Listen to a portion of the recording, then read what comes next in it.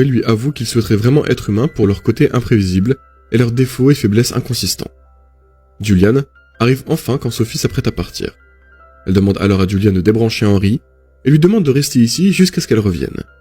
Quelque temps plus tard, Sophie va au bureau de James pour le confronter à propos de ce qui s'est passé avec Henry. Au manoir, Julian inspecte Henry et découvre qu'il a un hématome sur son visage. Il lui demande alors de retourner à sa station, mais Henry refuse d'obéir et l'accuse d'avoir menti. James explique à Sophie qu'il est jaloux d'Henry, car elle semble heureuse et excitée à chaque fois qu'elle le regarde. Sophie lui explique qu'elle a pris Henry comme son remplaçant, car elle a l'impression de perdre James avec son nouveau travail, mais elle réalise maintenant que ses sentiments pour Henry n'étaient pas réels. James, de son côté, n'arrive pas à savoir ce qu'il ressent pour Henry, mais remarque que l'androïde est comme une version parfaite des humains.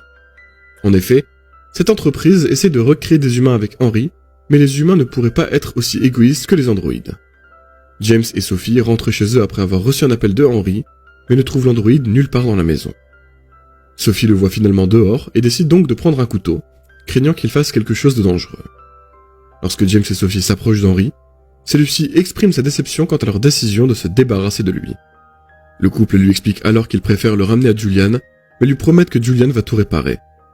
James lui ordonne alors de retourner à sa station de charge, mais Henry leur demande de rester dans le jardin, jusqu'à ce que sa batterie soit vidée.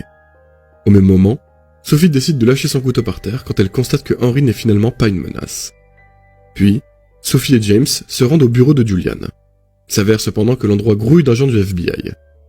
Jessica, confuse, leur explique qu'ils doivent aller voir leur concepteur, mais l'une des agents lui explique alors que Julian n'est qu'un escroc et qu'elle est en réalité une humaine et non un robot.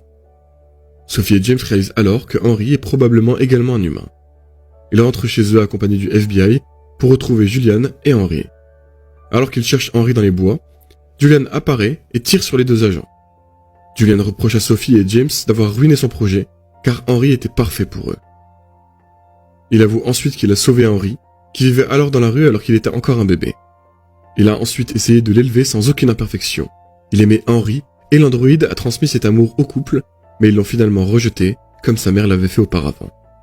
Julian essaie alors de leur tirer dessus, mais Henry lui saute dessus et le tabasse à mort avec la crosse d'un fusil.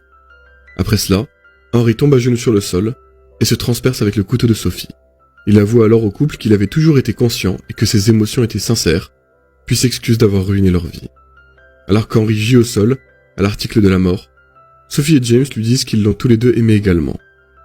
Quelque temps plus tard, Sophie donne naissance à un fils, et ils décident, avec James, de l'appeler Henry. À 5 ans, l'enfant demande à ses parents d'où vient son prénom.